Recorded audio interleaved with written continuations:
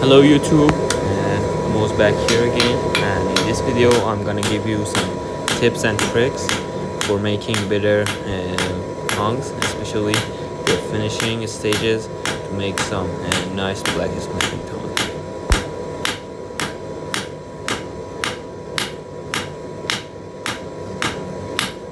As you can see here, I'm just cleaning the taper on the reins of the second half of the tongs to match the other one.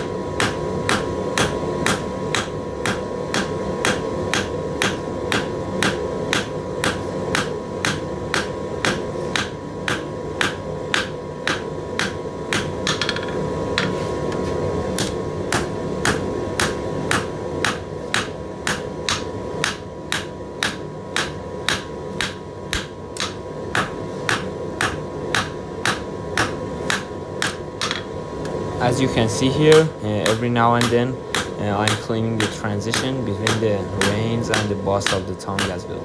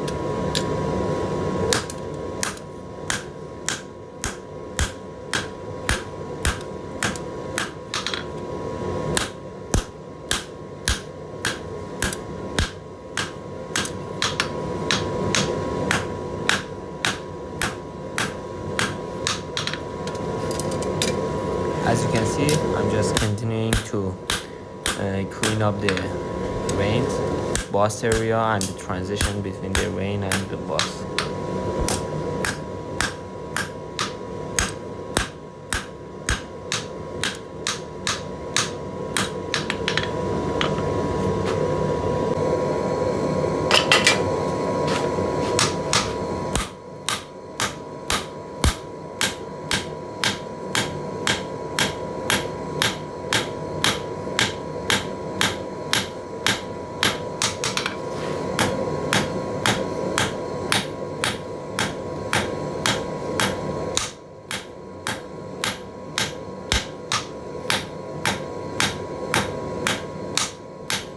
Here I'm just cleaning up the taper on the end of the rein to make it look cleaner overall, and I'm forging the transition between the boss and the rein because that's the most critical point of your tongs. If the start of your rein is thick, you won't have a good fit and it would rub on the other half of the tongs, and it won't close properly. And now I started to break the corners of the square and making an octagon, which I'm gonna leave, and I'm not gonna round up the handle because I think it feels better to have octagon tongue handles rather than the round box.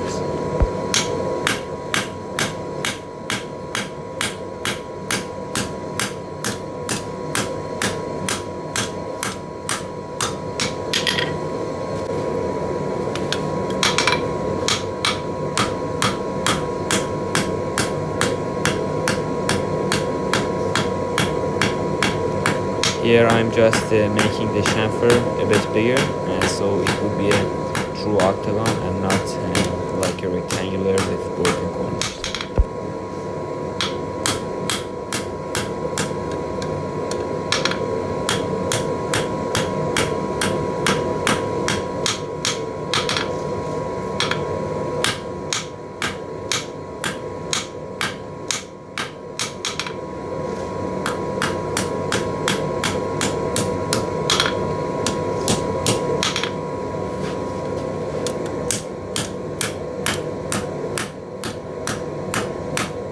Here I'm just forging the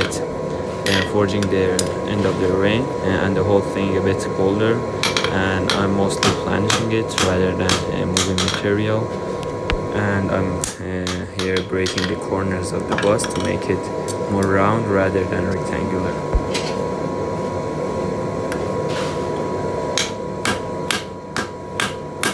Here, as you can see, I'm just cleaning the other half of the tongs because the boss on it is pretty rectangular rather than being round. I'm breaking the corners of it, and also as you can see, there's a problem in the rain on this half of the tongs because the start of it is pretty thin, and that can reduce the strength on your tongs pretty substantially. So you should probably look for that, to not do that and not over thin that area. However, I've done it and I can't put the material back in, so I'm just gonna live with that.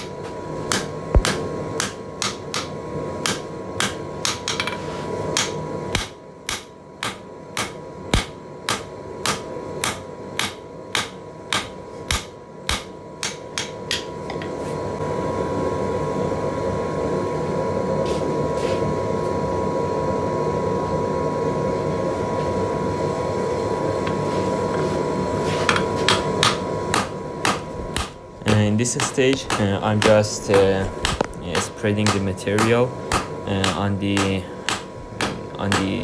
jaw of one of the halves of the tongue to make it thinner and to make it match the other one. It was really thick, so I tried to use a cross beam to move the material faster and more efficiently in a direction that I wanted to.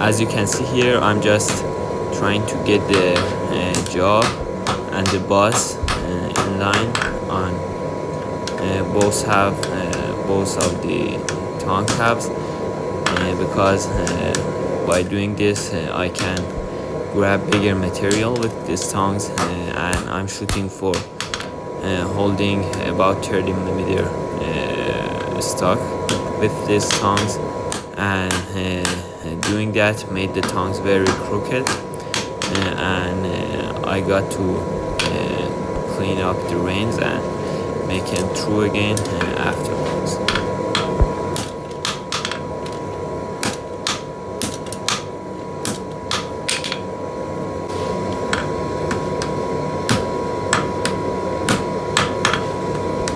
Doing the same thing on the other half.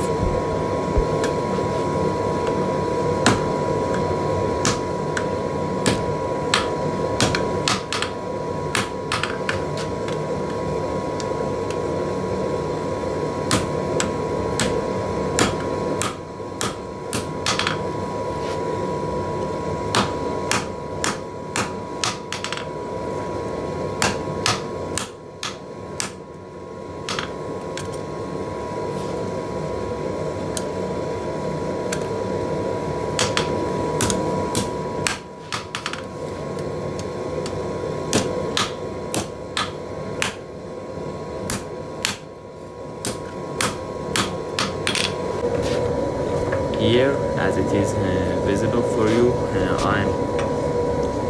I am just making the ring align with the boss, and I'm just cleaning up the mess that I made in the last stage.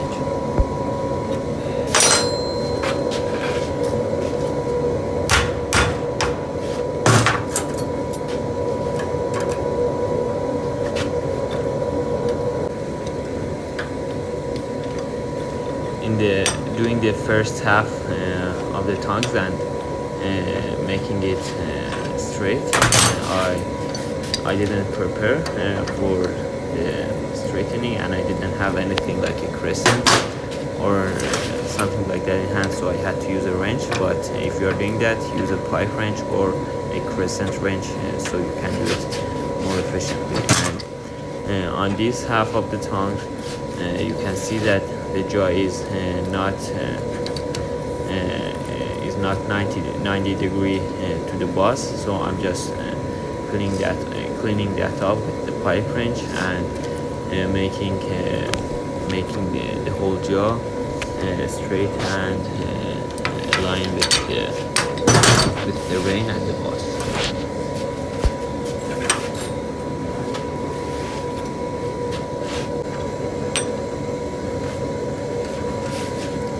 Now this is a pretty good trick that I picked up from another YouTube video, which is hot rasping the inside of the boss of the tongue to make it nice and flat. As you can see, I'm using an old worn out wood grasp to do this, and after that I clean it up with metal file.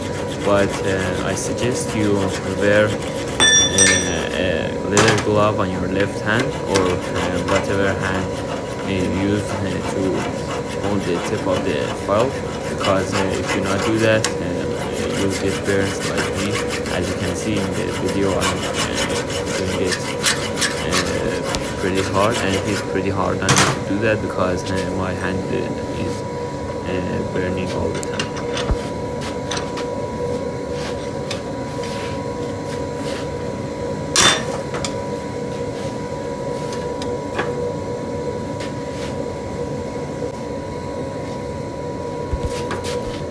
Learned my lesson from the last heat, and now I'm using a leather glove on my left hand, and as you can see here, I was about to drop my phone.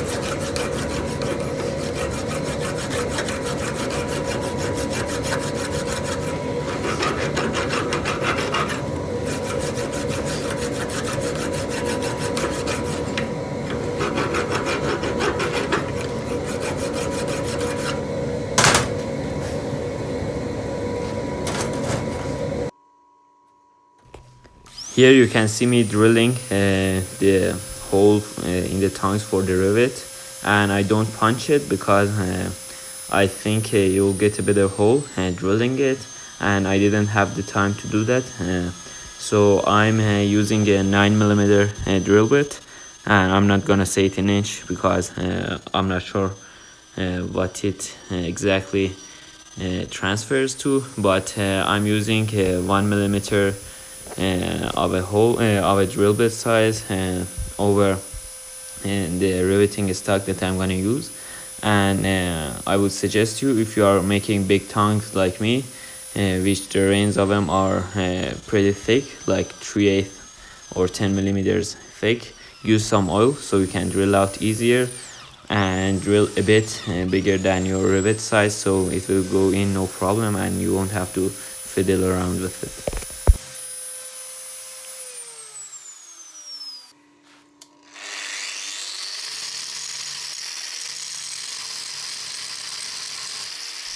Here, as you can see, I'm just cleaning out the back part of the rear part of the jaws and the transition between the jaw and the boss with a 6 millimeter or a quarter inch grinding disc on the angle grinder. Now you gotta have a you gotta use a brand new disc if you are going to do it vertically, right, like me. And by doing this, you make the tongs work a lot smoother. And if your tongs are not working smooth when you are trying them out with bolts, you probably should grind that area. And in this space you can see me cutting the related stock, which, as I said, is 1 millimeter smaller than the drilled hole. And I'm just using a regular round bar for it because purchase rivets are not available where I live. And now I'm going to rivet the tongs together, the two halves of the tongs together, using an propane torch. You can do this in your forge as well, but I find it easier to do with a torch since I have a torch, I'm gonna use it here. And I'm placing the tongs over a half drilled hole on that drifting plate, which is just a 3/8 or 10 millimeter hole that is drilled about 10 millimeters deep. And that plate under is 20 millimeters thick, so I have 10 millimeters of steel below it. And the stock for the rivet is not gonna fall through, and I'm just gonna have enough sticking out to make one side of the rivet. And when one side is riveted, I'm just gonna turn it over and do the other side on the anvil, as you will see.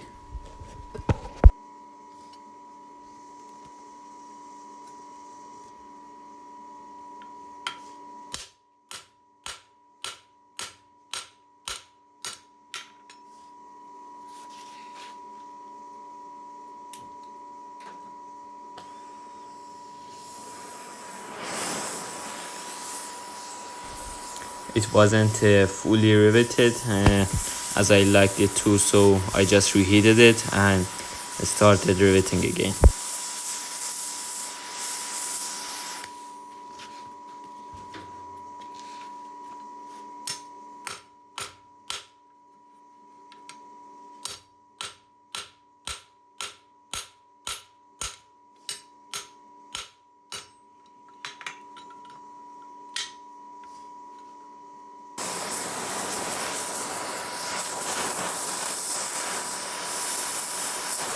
And now I'm just riveting the other side of the round stock on the anvil face, because the other side is riveted, and I'm just gonna finish riveting it. And as you notice here, I'm not using a ball pin. Some people say the only good hammers for pinning rivets are ball pins, but I don't believe in that, and I use cross pins and I'm just fine. And now that the two halves of the tongs are riveted together, they are going to be rock solid and you won't be able to move them. So for that reason, you gotta make them hot and quench them in water while you are moving them to get them free. And I still wasn't fully satisfied with the other side of the rivet, so now that I'm happy with one side, I'm heating the other side and beating it while it is on the anvil face, so it will be fully riveted how I want it.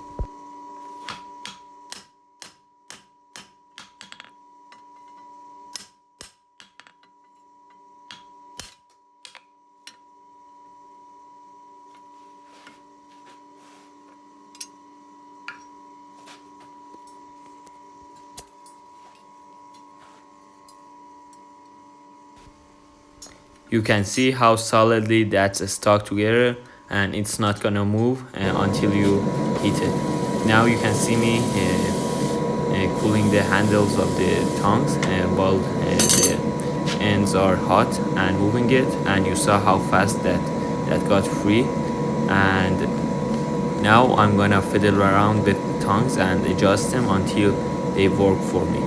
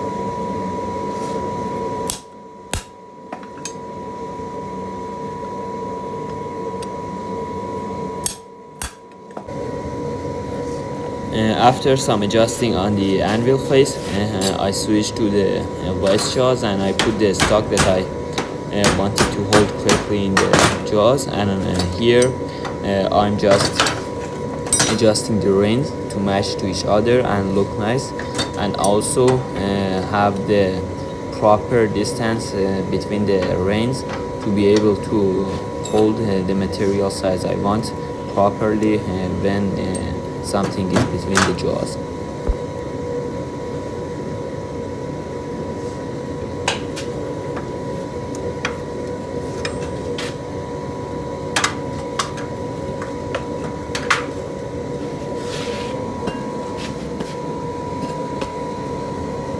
And because I was happy with the tongs after this stage, you can see that I made them free again, and I quenched them in water while moving them so they don't freeze up on me again and get jammed together. And doing this, I ensure that the tongs will move freely and there won't be a lot of slop in them.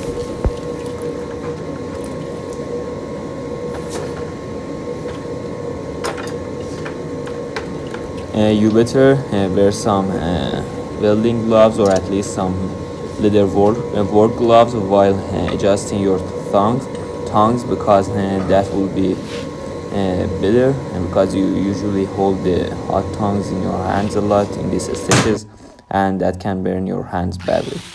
There you saw me trying the tongs, and they worked great.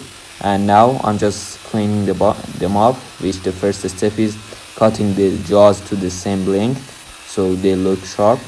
And after that, I'm gonna deburr the whole tongs.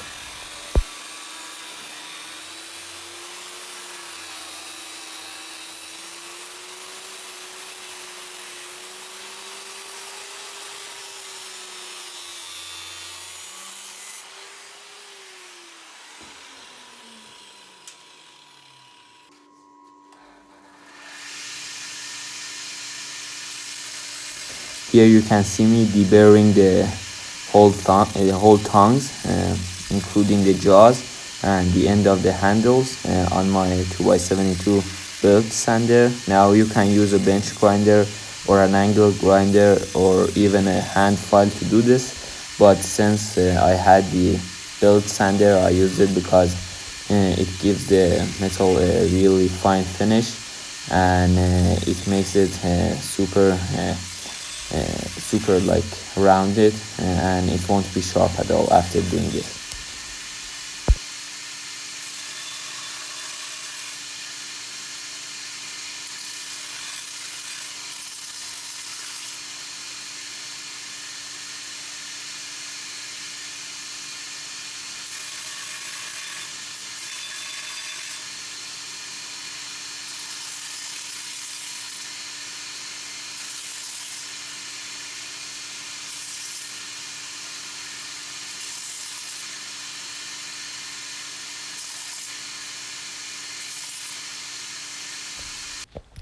After some light wire brushing with the angle grinder, here's the finished product, and I'm really happy with the with how these came out. And if tongs are not available in your country and you just want to make them, here are some tips for you, and hope you enjoyed this video, and see you on the next one.